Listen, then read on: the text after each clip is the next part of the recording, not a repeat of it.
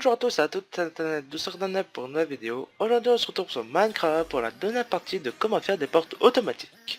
Alors aujourd'hui je vais vous proposer une porte automatique tournante qu'on retrouve essentiellement dans les centres commerciaux dans la réalité. Donc comment marche-t-elle? Donc déjà je vais vous faire un petit test. Donc déjà elle ne tourne pas quand personne ne rentre dans la porte. Et quand hop on rentre à peine dans la porte, elle commence à tourner. Bien sûr, après, ça tourne, ça tourne, ça tourne. Alors bien sûr, dans ce tuto, je vais bien sûr vous apprendre à comment changer la vitesse et compagnie, enfin, plein de trucs que vous verrez bien, même rajouter 2-3 portes. Et voilà. Donc, alors, si vous aimeriez aussi remettre cette porte automatique dans votre serveur et qu'il y a plusieurs malins qui essayent de vous détruire ce système en faisant des petits avancées reculés, et ben la porte ne buggera pas, tout simplement parce que j'ai rajouté un système pour lutter contre ce petit bug. Je vous propose maintenant qu'on commence directement et qu'on passe directement au monde tuto. Étape numéro 1. Les items. Donc pour commencer, vous aurez besoin de plusieurs blocs de construction, de la redstone, des répéteurs, un comparateur, des torches de redstone, des command blocks à répétition et des command blocks normaux. Et pour le piston collant, je reviendrai plus tard pourquoi ce n'est pas obligatoire d'en avoir. Bien évidemment, cette porte ne peut être créée que d'un créatif. Étape numéro 2, les commandes. Pour ce tuto, vous aurez besoin de 3 commandes différentes, donc le /clone qui permet de copier-coller une structure, le test fort qui permet de détecter un joueur à un endroit précis, et le /setBlock qui vous permet de poser un bloc n'importe où. Étape numéro 3, la structure. Donc déjà, comment marche la structure? Alors en fait, c'est pas vraiment une porte qui tourne, mais c'est tout simplement plusieurs structures différentes qui se remplacent, hein, pardon, chacune sur les autres, et qui en gros va donner l'impression que ça tourne. Donc d'abord, pour commencer, vous allez commencer à faire la première structure, donc c'est-à-dire celle qui est totalement entre guillemets normale dès que vous arrivez. Donc en gros, alors déjà vous allez commencer à mettre 3 blocs de hauteur au plein milieu, donc ça va être le centre de la structure, et ensuite vous allez mettre 1, 2, 3, 4, 1, 2, 3, hop, hop, hop, hop, et là vous allez refaire ça la même chose, mais x4 sur les côtés. À présent, nous allons commencer à faire les murs. Donc, alors soit vous en mettez 3, 2, 3, 3, 4 ou 2. Moi, personnellement, je vais faire 5, donc c'est-à-dire juste 2 portes. Donc, en gros, vous allez faire un rond, hein, puisqu'elle est tournante. Donc, vous allez tout simplement faire un rond. Donc, en gros, hop, ça va être très simple. Et voici le résultat. Donc bien sûr, si je vous rappelle, si vous aimeriez mettre 3 portes, 3 entrées plutôt et même 3 sorties, vous allez enlever tout ce petit mur là, et si vous voulez en faire 4, vous enlevez tout ça. Je tiens à préciser quelque chose de très important, c'est surtout qu'ensuite toutes ces structures que je vais faire juste à côté, je vais tous les rassembler et les mettre en une pilier pour que ça consomme moins de place. Maintenant, nous allons commencer à faire la deuxième structure, donc quand elle commence à peine à tourner. Donc en gros, nous allons reprendre un petit peu la même structure, sauf que, alors déjà, vous allez mettre 2 blocs de comme exact, enfin bon, en gros faites comme moi, voilà, comme ça, voilà. Et maintenant, soit vous choisissez qu'elle tourne à droite, soit vous choisissez qu'elle tourne à gauche. C'est-à-dire qu'en quoi, si vous voudrez qu'elle commence à tourner vers la gauche, donc c'est-à-dire qu'elle tourne de ce sens, comme ça, et ben vous allez mettre les blocs comme ceci. Et si vous voulez qu'elle tourne de l'autre côté, et bien vous ferez la même chose, mais de l'autre côté. Voilà. Bref, maintenant vous allez faire la même chose des trois autres côtés, donc c'est parti. Je tiens à préciser que quand vous commencez une nouvelle structure, tout est absolument symétrique. Maintenant sur la structure 3, nous allons tout simplement créer la porte, mais qui est vraiment en train de bien commencer à tourner. Donc cette fois-ci, vous allez la faire comme ceci, et je vous expliquerai plus tard pourquoi. Donc hop hop hop hop hop hop hop, et voilà le résultat. Maintenant, nous allons commencer à faire la structure numéro 4. Donc, celle-ci sera beaucoup plus facile car ça sera juste des portes en diagonale. Donc, ça sera juste des portes qui seront juste comme ceci. Et voici le résultat pour la structure numéro 4. À présent, ce sera un petit peu plus... ce sera toujours aussi facile, oui. Sauf que cette fois-ci, nous allons prendre cette structure et cette structure, mais cette fois-ci à l'envers. Donc c'est-à-dire, alors déjà on commencera par celle-ci, car c'est elle qui est la plus proche de celle-là. Donc c'est en fait, en gros il y a celle-ci et après celle-là. Donc du coup en gros, au lieu que maintenant la diagonale va à gauche, elle ira à droite. Donc la petite démonstration. Donc en gros, elle fait tout simplement comme ça, hop, hop, hop. Et vous continuez comme j'ai fait. Donc maintenant, comme je vous ai dit, comme nous allons, je vous ai dit qu'on allait prendre celle-ci et reprendre celle-là aussi. Donc comme je vous ai dit tout à l'heure, la diagonale ici est à gauche alors que là est à droite. Maintenant nous allons faire la même chose ici et comme tout à l'heure, au lieu que ce soit à gauche, ça sera à droite. Et voilà le résultat pour les 6 structures. Donc je vous fais un petit rappel. Donc structure numéro 1, 2, 3, 4, 5 et 6. Et pourquoi on en a besoin juste que de 6? C'est tout simplement que juste après celle-ci, il y aura celle-là. Et après, ce sera encore un recyclage, entre guillemets. Donc, voilà. À présent, je vous conseille personnellement de remettre toutes ces structures en une pile. Donc, c'est-à-dire que ça va faire une grande tour qui va monter. Comme ceci pour gagner de la place. Et voici le résultat final.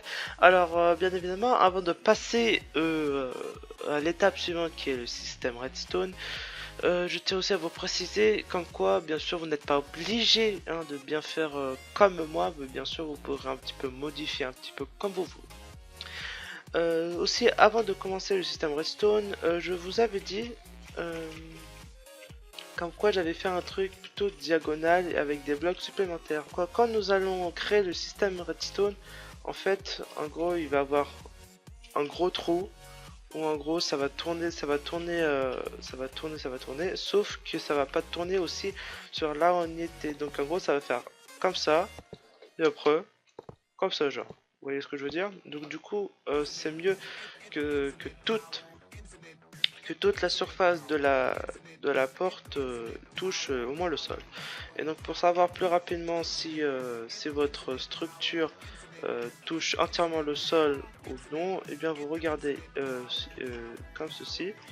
Et en gros, si vous voyez un gros trou vert ou quoi, bah ça veut tout simplement dire comme quoi il y a une structure à refaire.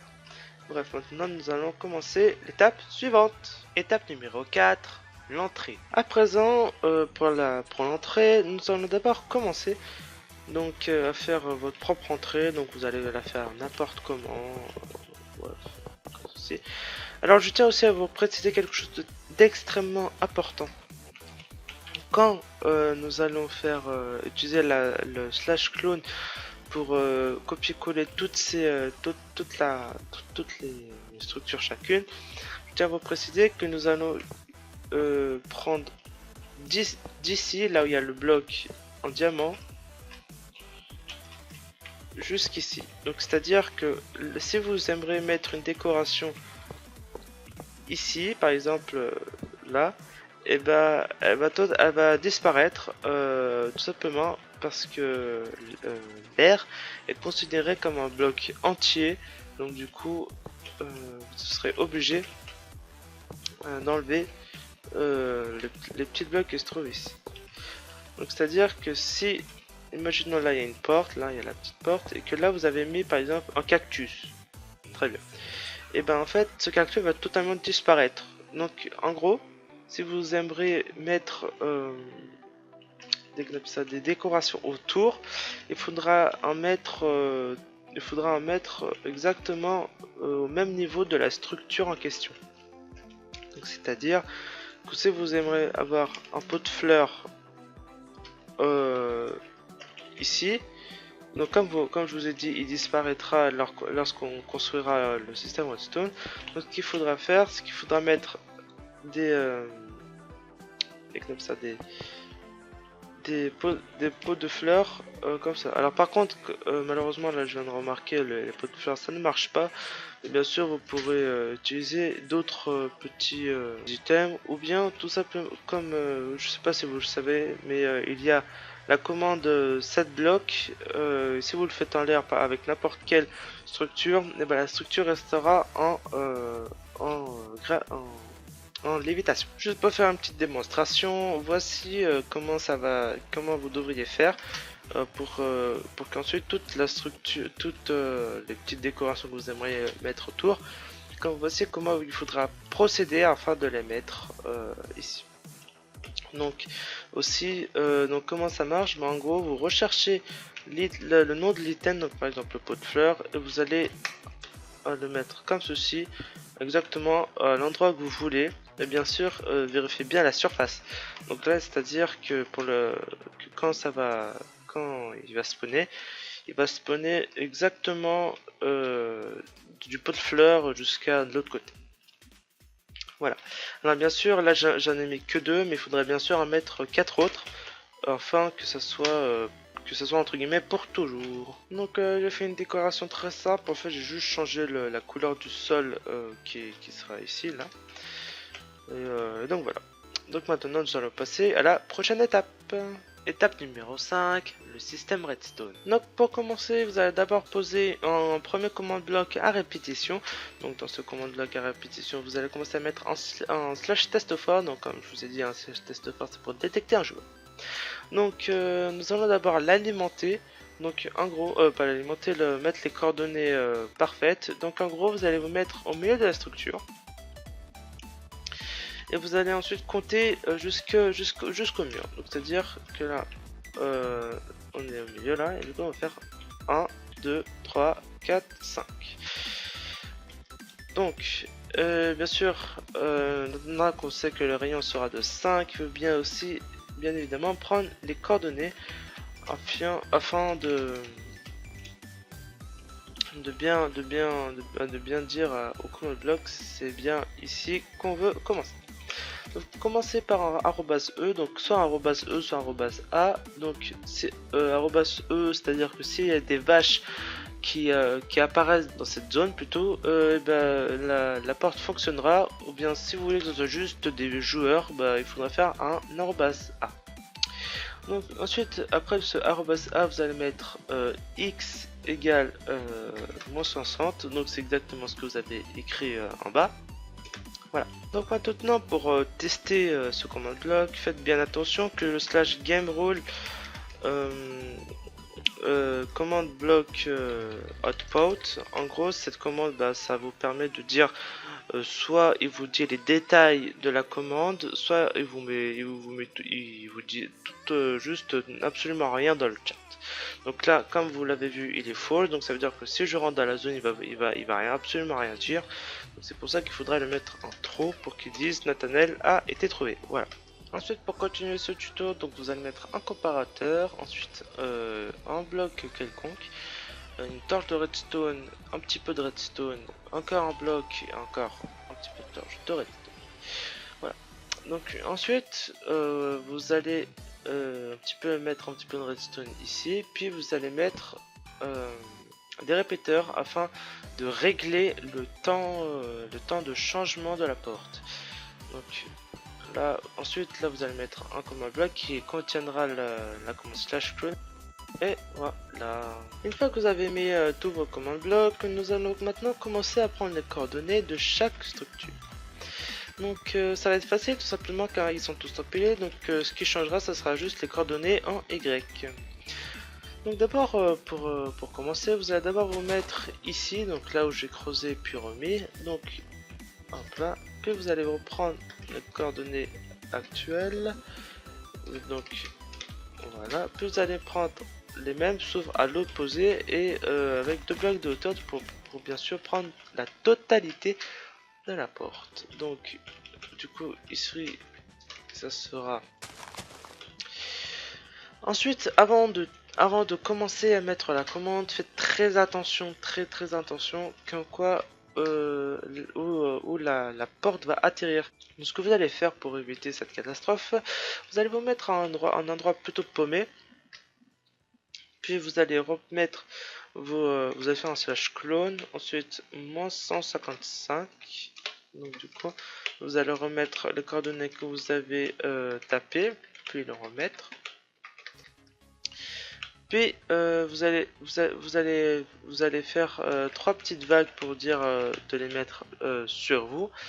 Puis hop, là vous voyez comme quoi il s'est mis il s'est mis à ma gauche. Du coup pour la coordonnée pour l'apparition comme ça, du slash clone, vous allez vous mettre exactement ici. Voilà, vous allez remettre les commandes, les mêmes commandes, sauf qu'au lieu que ce soit des petites vagues, bah, ça sera les coordonnées de votre position actuelle. Bref, et ensuite vous allez reprendre ces coordonnées. Vous allez les mettre déjà d'une dans le premier command block. Et ensuite, dans le deuxième, vous allez bien faire attention à bien changer les deux coordonnées de la structure. Donc les premières au Y c'était 63 et 65 et l'autre c'était maintenant c'est 68. Donc en gros vous allez rajouter 3 chiffres en plus avec le chiffre actuel de ici, donc 63 plus 3 66 et 65 plus 3 68. Voilà. Bref, vous allez faire ça pour tous les commandes blocs et je vous rejoins juste après. À la fin de la commande slash clone, faites bien attention de mettre en replace. Pour ceux qui n'aimeraient pas, qu'on